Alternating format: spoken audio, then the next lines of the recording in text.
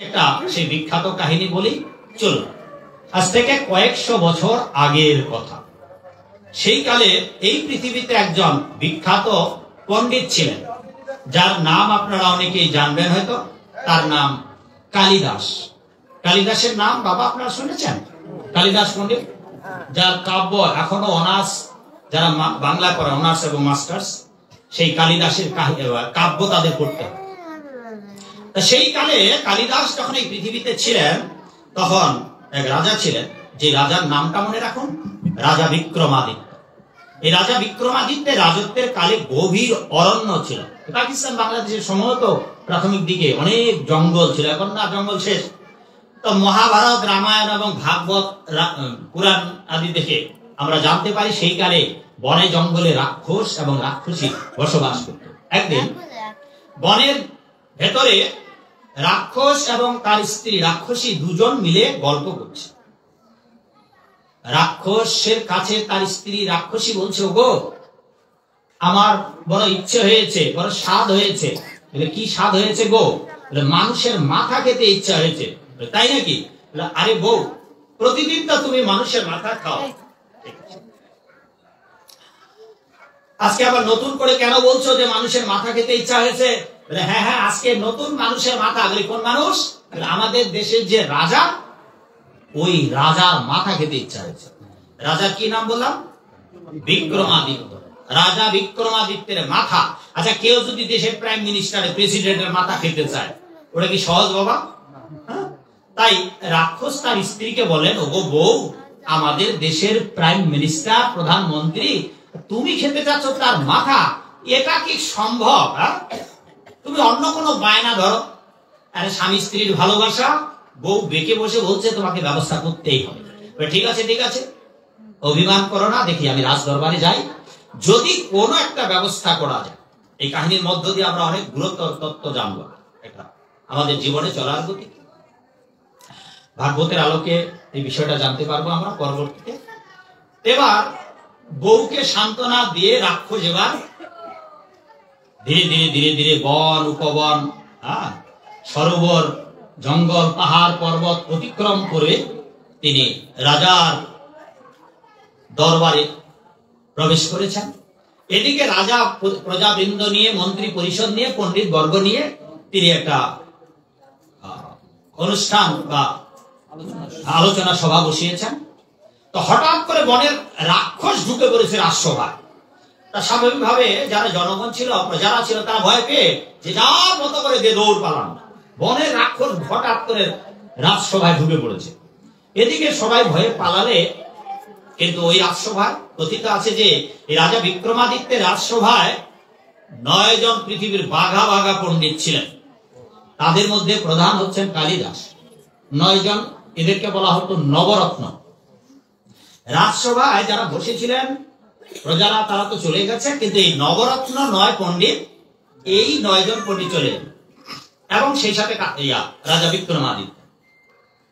এবার রাক্ষস রাজসভায় প্রবেশ করলে জোরহাট করে রাজা মশাইয়ের কাছে মিনতি করেছেন, হে রাজন, আপনার অনুমতি ছাড়াই আমি আপনার রাজসভায় প্রবেশ করেছি, আমার অপরাধ ঔদ্ধত্য মার্জনা করুন।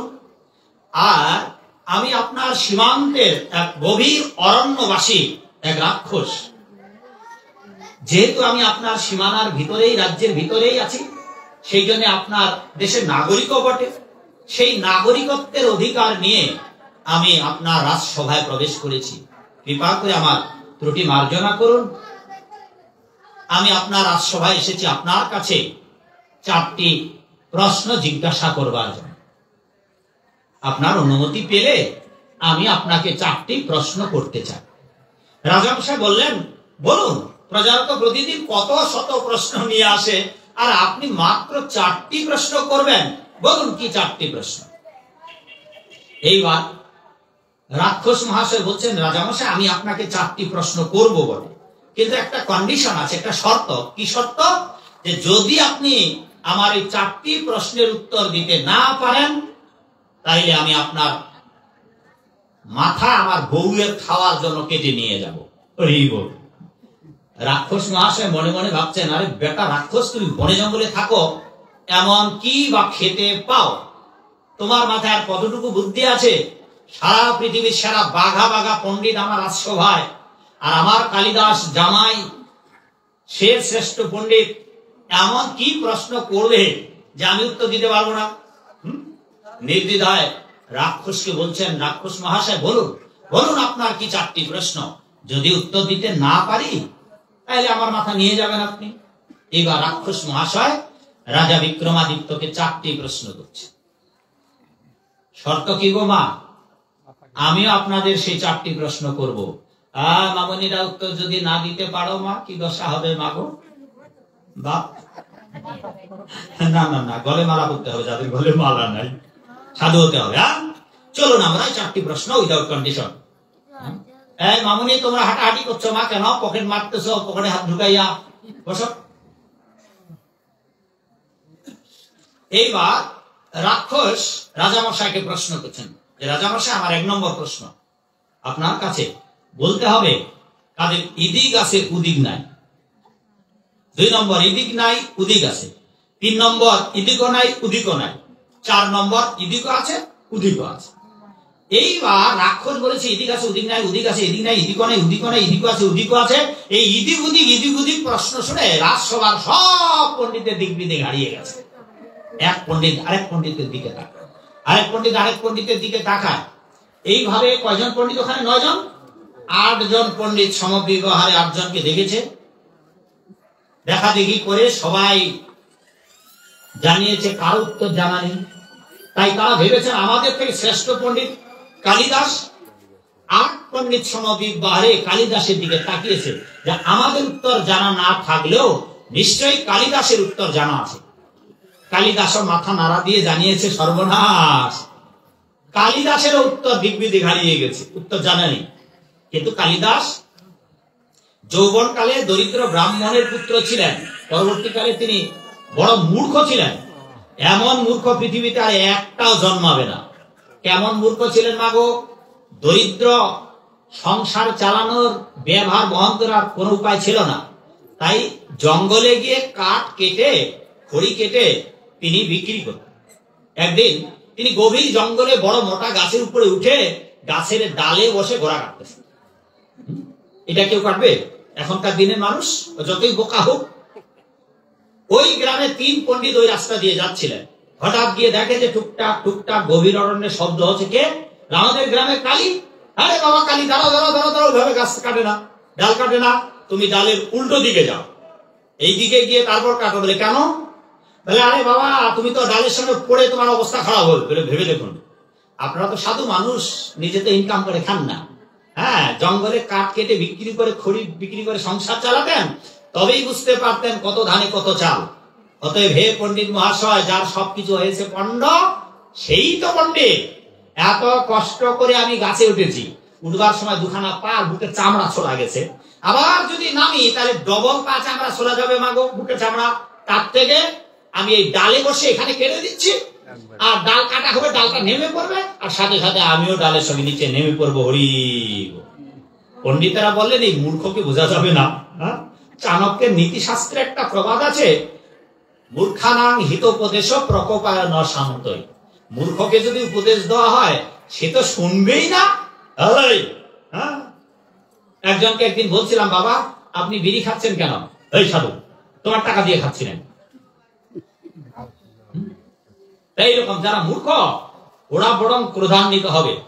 পণ্ডিতেরা ভাবলেন যে যাগো নিজে একদিন আক্কেল হবে। কথিত আছে যে সেই দিনের পর আর কালিদাস কোনদিন অবশিষ্ট জীবনে গাছের ডালে বসে আর ডাল কাটেন নাই।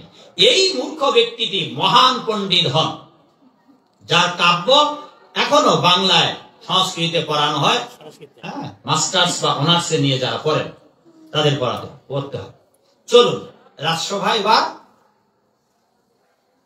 উত্তর জানা নেই। বুদ্ধিমান কালিদাস রাজসভা থেকে শ্বশুরকে ডেকে বাইরে নিয়ে গেছে।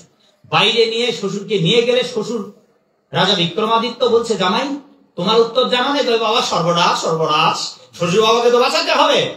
বলে এখন উপায়? বলে উপায় আপনি যান, আপনি তো রাজা, আপনি রাক্ষসের কাছে গিয়ে 7 দিন সময় চান, আর 7 দিন সময় চান, এর মধ্যে আমি পণ্ডিতদের নিয়ে পরামর্শ করে বা কোন একটা নিয়ে উপায় বের করে এই 4টি প্রশ্নের উত্তর আমি খুঁজে বের করব। আপনি যান। এবার জামাই পরামর্শে, কালিদাস পণ্ডিতের পরামর্শে শ্বশুর বাবা রাজসভায় গিয়ে জোরহাত করে বলছেন, হে রাক্ষস মহাশয়, আমি রাজা হয়ে আজ আপনাকে মিনতি করছি, আদেশও করছি, আপনি আমায় কৃপা করে 7 দিন সময় দিন। যদি 7 দিন অন্তে আমার পণ্ডিতেরা, জামাই আর আমি উত্তর খুঁজে না পাই, না দিতে পারি, তবে আপনি আমার মাথা আপনার বউয়ের জন্য কেটে নিয়ে যাবেন। নিজের বউকে খুশি করতে পারবে, তাই রাক্ষস রাজার এই কথায় তথাস্তু বলে রাজি হয়ে গেলেন এবং তিনি মনের খুশিতে আনন্দে একবার হাসিতম খুশিতম নাচিতম গাহিতম। ওরে বাবা, 7 দিন পর বউকে রাজার মাথা খাওয়াতে পারবে, এই আনন্দে একবারে গদগদ হয়ে রাক্ষস রাজসভা ত্যাগ করে বনের দিকে যাত্রা শুরু করলেন। ওদিকে কালিদাস পণ্ডিত গেরিলা সৈনিকের ন্যায় তিনিও একেবারে হামাগুড়ি দিয়ে চুপি সারে রাক্ষস যেন টের না পায় তিনিও যেতে লাগলেন। বন উপবন পাহাড় পর্বত অতিক্রম করে রাক্ষসের পিছনে পিছনে যেতে যেতে পাহাড়ের গুহায় গভীর অরণ্যে প্রবেশ করেছেন। আর রাক্ষস বউকে ডেকে, বউকে চিৎকার দিয়ে বলছে, ও বউ, ওরে আমার রাক্ষসী বউ, ওই রাক্ষসী বউ, রাক্ষসী বউ, আরে মাত্র আর 7 দিন, 7 দিন, 7 দিন, খুব চেঁচাচ্ছে। এদিকে বউ বের হয়ে বলছে, এই এত চেঁচাচ্ছ কেন 7 দিন 7 দিন করে? বলে, রে বউ, আর মাত্র 7 দিন পর তুমি রাজা বিক্রমাদিত্যের মাথা খেতে পারবে। বলে, তাই নাকি? বলে, এমন কি করলে? বলে, দারুণ কায়দা করে এসেছি, 4টি প্রশ্ন করেছি, কন্ডিশন দিয়েছি, উত্তর দিতে না পারলে রাজার মাথা যাবে।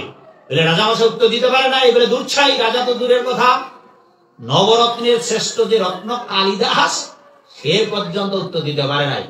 রাক্ষসী অবাক হয়ে বললেন, ওগো, তোমার সাথে এই বনে জঙ্গলে কত বছর ধরে সংসার করছি, আর তোমার মাথায় এত বুদ্ধি, পৃথিবীর সেরা বাঘা বাঘা পণ্ডিতদের ঘাবড়িয়ে দিয়েছ, এত মাথায় ঘিলু, আমি তোমার পাশে থেকে বুঝলাম না।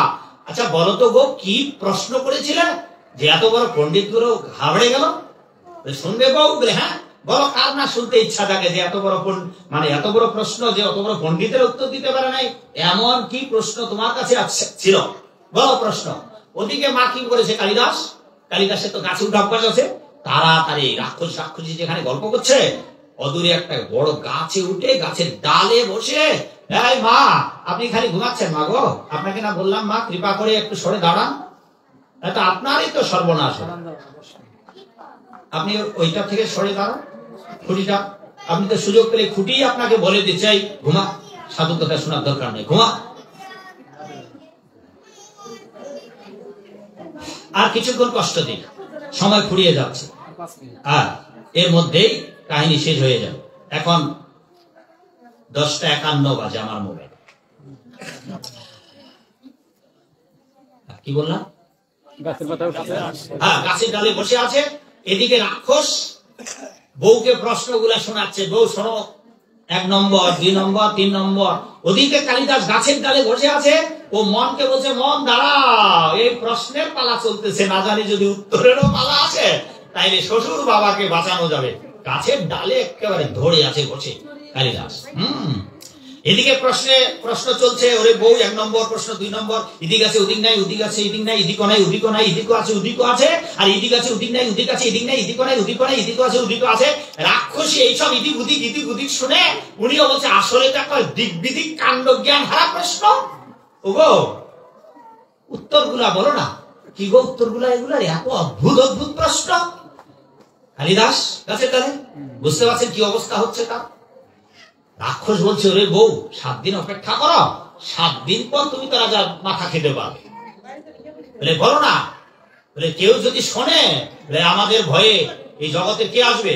আরে আমরা যাদের ধরে ধরে খাই, তুমি সেই মানুষ শোনার ভয় পাচ্ছ? এই গভীর অরণ্যে আসবে এটা নরলোকেরা, আমাদের ভয় আসবে? তুমি বলো। আরে 7 দিন ধৈর্য ধরে অপেক্ষা করো না। এখন রাক্ষসী বলছে, আমার 7 দিন ধরে ঘুম হবে, তুমি বলো। রাক্ষস বলছে, ওরে বউ, বাতাসেরও কান আছে, কোথায় বলে দেওয়ালেরও কান আছে, কেউ যদি শুনে রে বউ, তোমার রাজার মাথা খাওয়া হবে না। বউ তো স্বামীর সঙ্গে অনেক সময় বায়না করে না মাগো, একেবারে এমন বায়না করা শুরু করেছে, আনতে বলেছে টাঙ্গাইল শাড়ি, এনে দিয়েছে ঢাকাইল শাড়ি, রান্না করেছে তরকারিতে লবণ নাই, খাইতে দিয়েছে গ্লাসে জল নাই। কিরে বউ, মনটা কোথায় ছিল? খাও রে গোলামের পুত, আনতে বলেছিলাম ঢাকাইল শাড়ি, এনেছো টাঙ্গাইল শাড়ি, এখন লবণ ছাড়া তো তরকারি খাও। এইবার বউ বায়না করেছে, তুমি যদি উত্তর না বলো তাহলে এদিক আছে ওদিক নাই, ওদিক আছে এদিক নাই, এদিক করে এদিক করে, এদিক আছে ওদিক আছে, এই 7 দিন ধরে এদিক ওদিক করে আমি ঘুমাতে পারবো? আজ রাতে তুমি যদি উত্তরটা না বলো, আজ রাতে আমি বিষ পান করে আত্মহত্যা করবো। হোক না কেন রাক্ষসী বউ, কি বাবা চাইবেন আপনার বউটা মরুক আর মরুক, বিষ খায় না? হ্যাঁ, ঝগড়ি হোক আর যেই হোক, রাক্ষসী হোক আর পিশাচিনী হোক আর ডাইনি হোক আর যাই হোক, আচ্ছা কোন স্বামী চাইবে কিরে মা, স্বামীটা যদি কংস শিশুপাল জরা সন্দেহ হয়, বউ কি চাইবে মরুক আর মরুক? মা মন্দোদরী কি চেয়েছিল রাবণ করুক আর মরুক? হ্যাঁ, তাহলে হোক না কেন রাক্ষসী বউ, বউ গো গো আমার রাক্ষসী বউ, তোমাকে বলতে হবে না। শোনো আমি উত্তরগুলো বলে দিচ্ছি, আর তোমার যদি রাজার মাথা না খাওয়া হয়, এবার কিন্তু আমি দোষ থেকে মুক্ত। ঠিক আছে, তুমি উত্তর বল। আমরা ভাগবত আসরে বসে আছি বাবা, আমরা এই উত্তরগুলা ভাগবতের আলোকেই বলবো, উত্তরগুলা ভাগবতের আলোকেই বলবো। আমরা এই 4টি প্রশ্নের উত্তর রাক্ষসের মুখ দিয়ে ভাগবতের কথাগুলো বলবো। চলুন আমরা আবার ভাগবতের আসরে ফিরে যাই। এইবার দেখুন রাক্ষস উত্তর দিচ্ছে, ও বউ শোনো, 1 নম্বর প্রশ্নের উত্তর, ইদিক আছে উদিক নাই। এই জগৎ সংসারে ভাগবতে বলা হয়েছে যারা বিষয় ভোগী, ইন্দ্রিয় তর্পণ পরায়ণ, যারা আহার নিদ্রা ভয় মৈথুনাঞ্চ, কি করে খাবো, কি করে ঘুমাবো, ভাগবত কি করে নিজের রক্ষা করব আর সংসার উৎপাদন করব, ছেলে মেয়ে উৎপাদন করব, এইরকম 4টি প্রবৃত্তি নিয়েই যারা সংসারেই মশগুল, এদের বলা হয় গৃহ মেধি।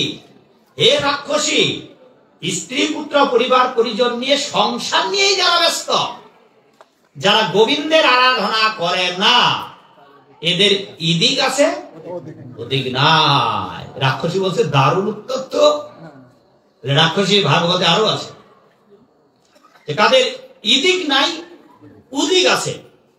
বলছে যারা হা কৃষ্ণ গোবিন্দ বলে দেশান্তরী হয়ে জন্ম ভিটা ভালোবাসা, ভাই বোনের ভালোবাসা ত্যাগ করে যারা সন্ন্যাস ব্রত গ্রহণ করেছে, তাদের ইদিক নাই, যেহেতু গোবিন্দের আরাধনা করছে তাদের উদিক আছে। 3 নম্বর, ওরে বউ ইদিকও নাই উদিকও নাই।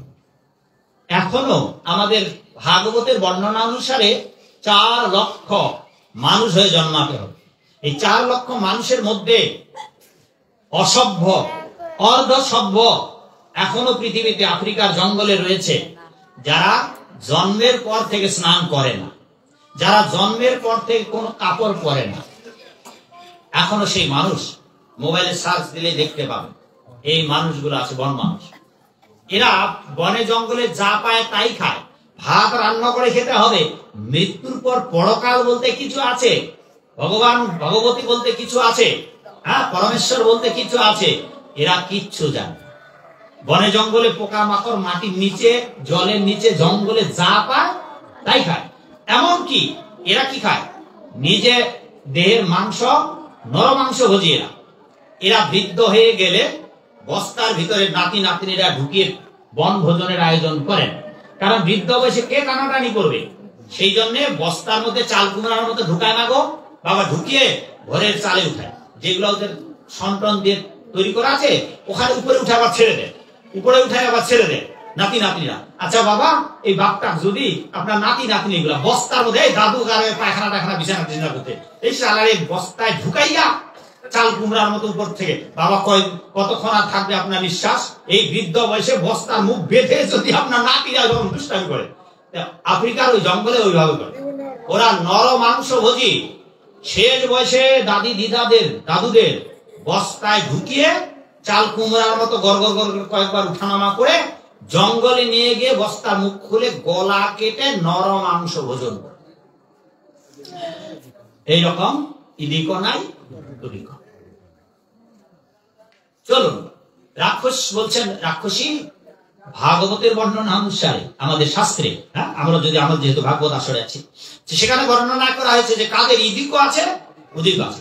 এত বড় লম্বা গল্পটা বললাম বাবা আপনাদের জন্য, তাদের ইদিকও থাকবে উদিকও থাকবে। স্ত্রী পুত্র পরিবার পরিজন নিয়ে যদি মহাপ্রভুর আদর্শ পালন করেন, বৈষ্ণবদের আদেশ পালন করেন, গীতা ভাগবতের আদেশ পালন করার মধ্য দিয়ে 10 5 মিলে নিজ দ্বারেতে বসিয়া কীর্তন করে সবে হাতে তালি দিয়া, হরে কৃষ্ণ কৃষ্ণ কৃষ্ণ হরে হরে, হরে রাম রাম রাম হরে হরে, ইতি ষোড়শক নাম নামকারী কলি কলমশ নাশনম, না তো পরতর প্রায় সর্ববেদেশু দৃশ্যতে।